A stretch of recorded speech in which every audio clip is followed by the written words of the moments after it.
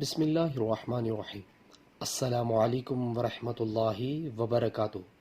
وقت پر نماز پڑھنا۔ حضرت ابن مسعود رضی اللہ تعالی عنہ فرماتے ہیں، میں نے رسول اللہ صلی اللہ علیہ وسلم سے سوال کیا کہ اللہ تعالیٰ کو کون سا عمل زیادہ محبوب ہے؟ آپ صلی اللہ علیہ وسلم نے فرمایا، وقت پر نماز پڑھنا۔ میں نے کہا، پھر کون سا؟